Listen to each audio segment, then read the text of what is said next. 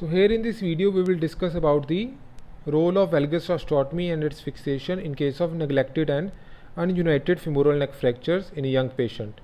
So this is an original article taken from the Journal of Orthopedic Traumatology. So firstly, discussing the basic principle. So whenever there is a fracture femoral neck, so there is a particular fracture angle which is subtended between the two fracture fragments known as the fracture angle or the Pauwels angle.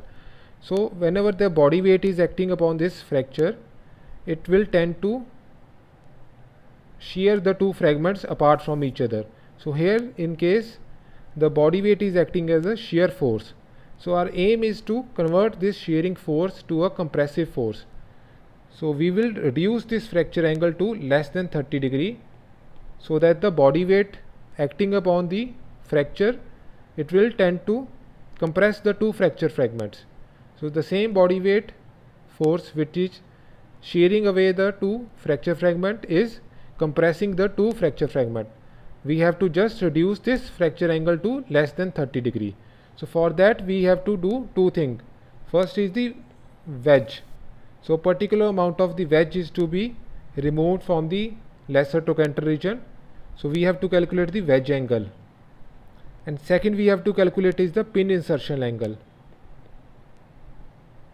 So a pin insertion or the implant insertion angle. At what angle the implant has to be inserted into the femoral neck. So these two things we have to calculate and we will discuss in this video.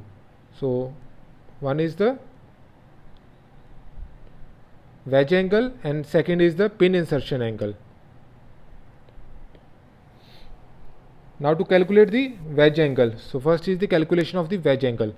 So we have this simple formula to calculate the wedge angle, which is the shear angle, which is the fracture angle. Supposedly we have a fracture of 70 degree, which is the Pauwels angle of the 70 degree in the femur neck fracture, and our desired post-op angle is 30 degree, minimum of 30 degree. So our wedge comes out to be of 40 degree. So this wedge which will be cut at the LT level is of 40 degree. Second is the pin insertion angle, at what angle this implant is to be inserted into the femur neck. So here we have the another formula by the name of the pin insertion angle, which is the implant angle minus the osteotomy angle. So implant angle, this implant it comes in different angle. So we can either use blade plate, we can use double angle DHS. So even the double angle DHS it comes in 120 degree and 125 degree. Or we can use the simple DHS which comes in 135 degree. So the implant angle, if we are using the double angle DHS which is 120 degree, and the osteotomy angle we have already calculated, which is the wedge angle, which comes out to be 40 degree. So our pin insertion angle it comes out to be 80 degree. So this angle, at what angle this pin is to be inserted, it comes out to be 80 degree to the vertical. So we will insert our pin at 80 degree to the vertical. Then followed by that we will do the osteotomy at the lesser trochanter level of 40 degree. Then we will apply the implant and abduct our limb so that this plate and the bone comes in contact with each other, and the final angle we will achieve will be of the 30 degree. So this will help the conversion of the body force into compressive force, which was acting as a shear force preoperatively. So we have to calculate the wedge angle and the pin insertion angle.